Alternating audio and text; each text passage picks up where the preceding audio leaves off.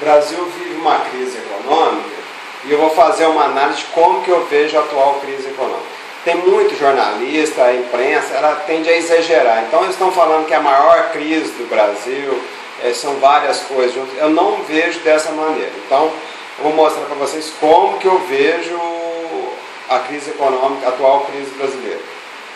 Bom, nós temos uma inflação alta de 10% ao ano. Só que já houve épocas em que o Brasil tinha 3% de inflação ao dia. Então, em 4 dias, a gente batia os 365 dias do ano. Então, a atual inflação, no meu entender, não é uma inflação alta. Houve um aumento muito forte em 2015 por conta da desvalorização do real frente ao dólar e do aumento dos preços administrados, aumento do tributo. Então, a inflação tende a cair em 2016. Então, no meu entender, a inflação está sob controle.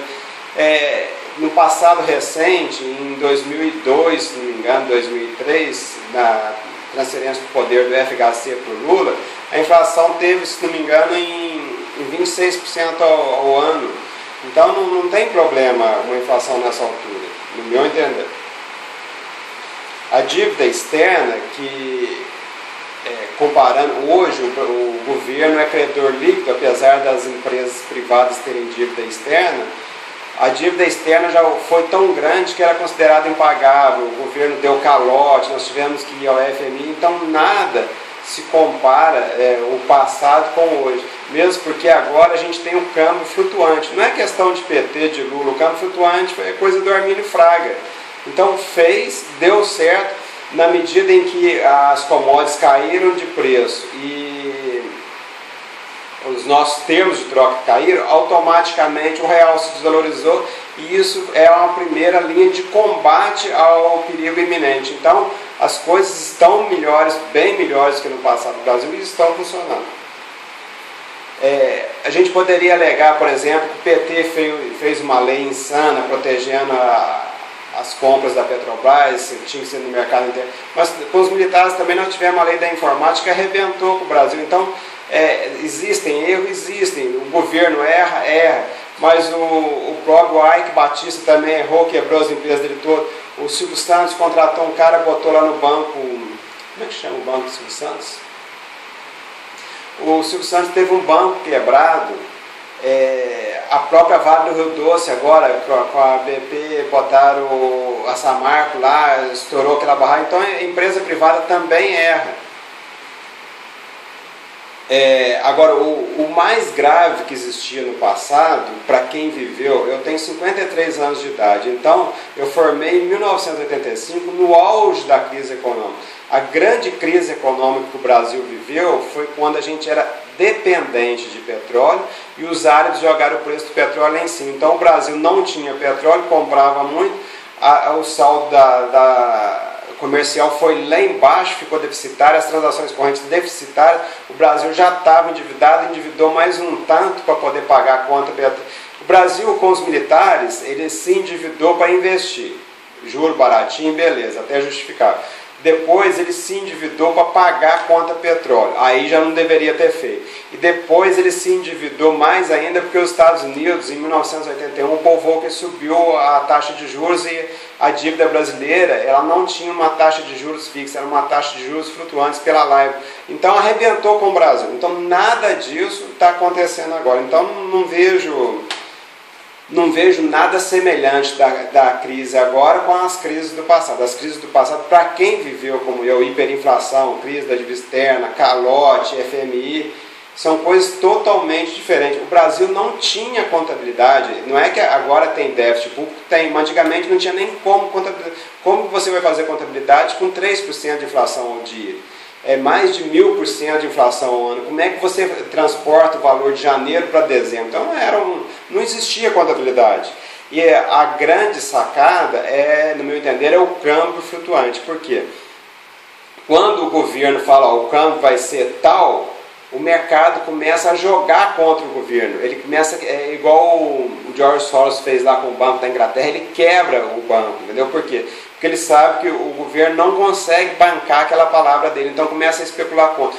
como o atual câmbio brasileiro é flutuante, ninguém sabe onde que o Banco Central está tentando manter o câmbio. Então não tem como apostar contra o Banco Central. E isso foi uma pessoa que é discípulo do George Soros, que é o Armínio Fraga, que fez no Brasil e está funcionando até hoje. Então o ponto PFL é assim, eu não sou do PT, não sou do... O partido que eu mais me identifico é com o PSDB. Então eu torço pelo Brasil, eu não torço pelo PT. Não torço. O pessoal acha que eu sou petista, eu não sou não. Olha o seguinte, a gente tem que analisar... E outra coisa, eu não queria que vocês me tomassem como uma pessoa que não erra, uma pessoa que sabe... Às vezes eu não vivo de fazer previsão econômica, então as pessoas que vivem de fazer previsão econômica, elas têm muito mais tempo de estudar que eu, têm mais ferramentas. O problema é que geralmente elas mentem porque elas ganham de determinado setor para fazer aquela análise, então elas não podem falar a verdade. E a minha ideia aqui é que eu não sou nenhum gênio, mas pelo menos eu estou sendo honesto com vocês. E eventual erro, vocês têm que criticar. Se eu estou errado, é só criticar, pô.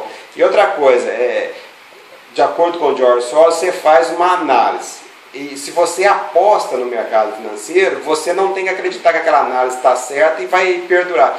Você aposta daquele lado, mas fica vigilante. Se você vê que você errou, você tira o dinheiro. Pô. Então eu faço análise hoje, amanhã já posso pensar diferente. Eu não sou obrigado a pensar assim durante um ano. O mercado financeiro é altamente volátil mesmo. Então tem muita gente falando, eu vejo a televisão falando que 2015 foi um ano perdido. Eu não vejo dessa maneira. Por que eu não vejo? Porque o maior pecado que uma economia pode ter é o desajuste das contas externas. O problema todo está no saldo da balança comercial, o saldo das transações correntes. Então, com essa diminuição, o real desvalorizou e o governo segurou a economia. Bem ou mal segurou. Talvez porque seja o primeiro ano de governo. Ele está fazendo a maldade no primeiro ano, acredito eu. Se não derrubarem a Dilma, a economia vai melhorar e o Lula vai dar trabalho em 2018. Mas o fato é que ou o pessoal derruba a Dilma agora, ou ela vai dar trabalho. Vocês vão ver, porque a economia não está ruim. Não está ruim por quê? Porque nesse ano, o saldo comercial, acabei de olhar o saldo comercial ali no Ministério do Desenvolvimento, Indústria e Comércio, o saldo de dezembro está bem acima das expectativas, bem acima do previsto pelo mercado financeiro. Então o saldo comercial está aumentando muito em relação aos últimos meses, em relação ao ano passado. E as transações correntes, o gasto com viagem para o exterior. O brasileiro, pô, de uma hora para outra achou que é rico e vai para Miami, Bolsa Miami. Então, o que um país decente faz? Um país decente estuda e trabalha, não fica viajando e gastando dinheiro à toa. Então essa desvalorização do real foi bom para acabar com essa festa. Então as contas correntes estão melhorando, balanço comercial está melhorando. E o que está ruim no Brasil? Vamos lá, emprego. O emprego está caindo? Tá. Isso é ruim? É ruim para o trabalhador, mas é ótimo para o empregador. Por quê? Porque o empregador hoje vai ter um empregado que vai trabalhar com afinco e não vai ficar enchendo o saco do empregador. Né? Antes, como não tinha uma mão de obra disponível, reserva, o empregado começa a fazer corpo mole. Então, esse desemprego vai trazer racionalidade para a economia. É ruim para o trabalhador, é bom para a economia, é bom para o Brasil e bom para os empresários. Ruim para quem não quer trabalhar direito.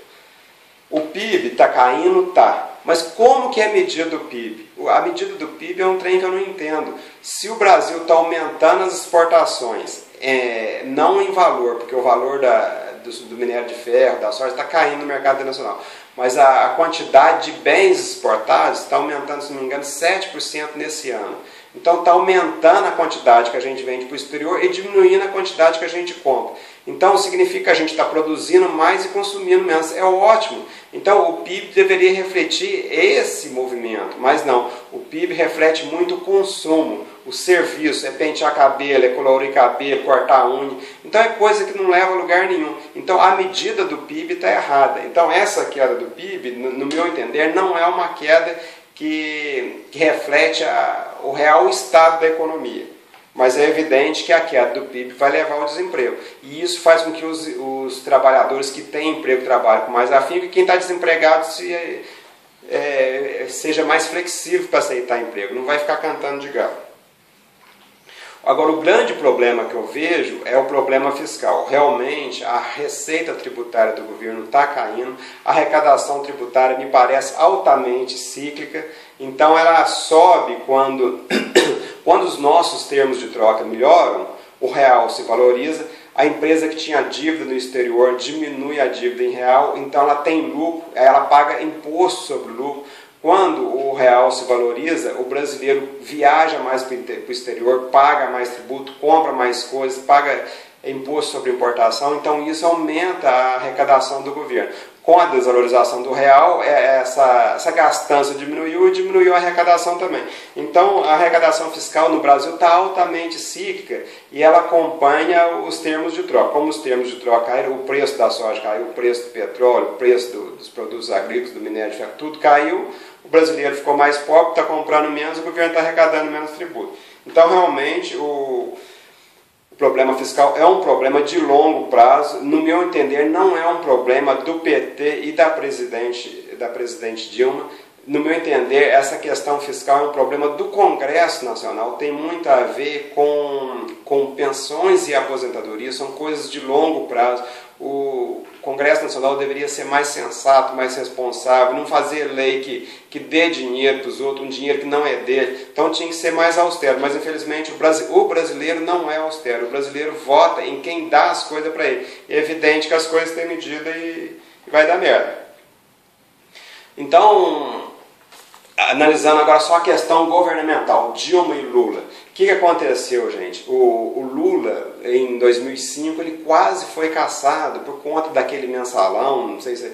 Então, no começo do governo, ele fez austeridade, aí depois ele conseguiu escapar do impeachment, aí ele começou a gastar, a popularidade dele foi lá em cima. A Dilma, em 2010, teve uma popularidade que nenhum presidente da República conseguiu.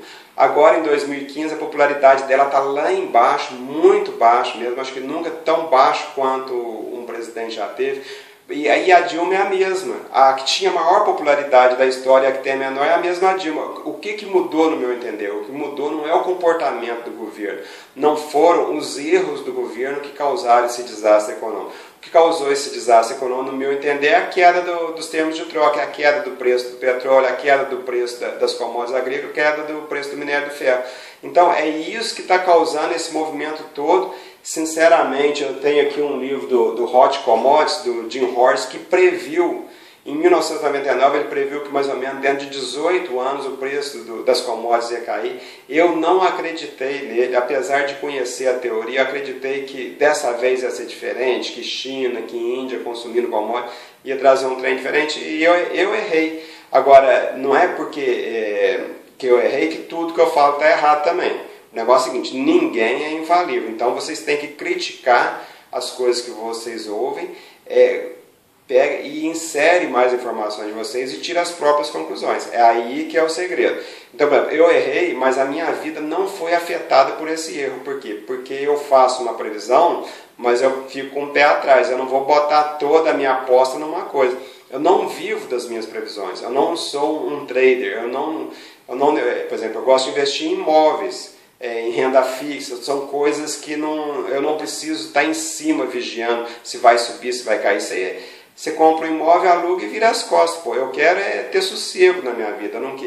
Se eu fosse um trader, o trader, no meu entender, ele tem que ficar vigilante, porque ele faz uma aposta e aquele trem pode dar merda de uma hora para outra.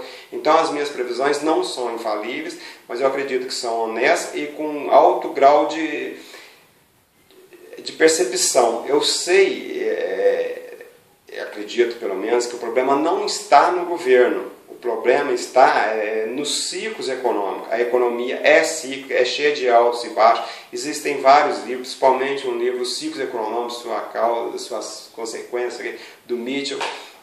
Então a economia é cíclica mesmo, ela é cheia de altos e baixos. Não adianta você querer que ela vá num rumo, só que ela não vai. O pessoal faz previsão para um rumo, de uma hora para outra ela vira para o outro lado. Então não tem como saber direitinho, igual esse preço das commodities. Eu achei mesmo que não ia cair, porra, mas caiu. Agora eu perdi dinheiro com isso ou não? Agora tem gente que investiu dinheiro, tinha um amigo meu que vivia falando, não, o Ike Batista não vai mentir. Eu falei, não vai mentir por quê?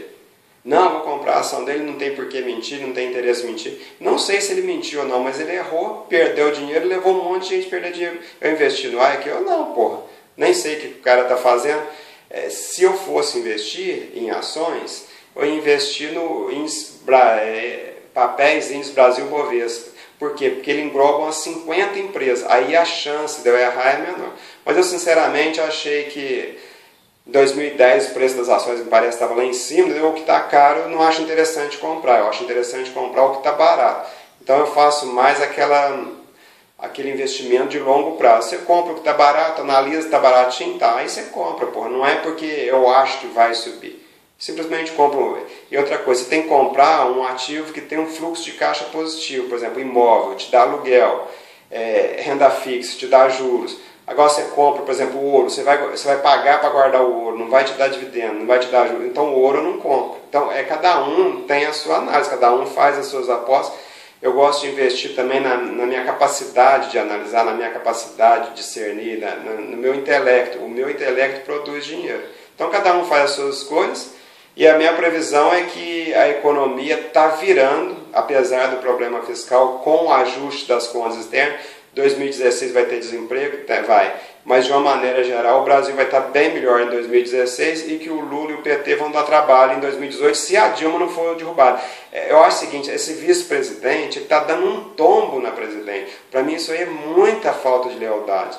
Leal para mim está sendo o Renan Calheiros, que defendeu o Collor quando o Collor estava sendo derrubado, o Roberto Jefferson que defendeu o Collor, aquela tropa de choque. Por quê? Porque os caras derrubaram quem estava apoiando quem estava fraco. Você chutar quem está fraco é fácil. Eu quero ver você defender os fracos e chutar os fortes. Então é porque a Dilma está fraca, todo mundo vai chutar ela? Eu acho sacanagem mesmo. Mas vamos ver o que vai acontecer. Se a Dilma cair, para mim foda-se. Entendeu? Eu não vou ficar torcendo para que ela não caia. Eu só acho sacanagem o cara ser vice-presidente e trabalhar contra o presidente. Mas isso é problema dele também e os eleitores dele que julguem ele. Mas o próprio PMDB me parece que já está rachado com essa atitude. Não concordei mesmo não. Mas a economia eu acho que vai melhorar, as contas externas estão muito bem e a previsão que eu faço é uma previsão otimista. Falou, moçada?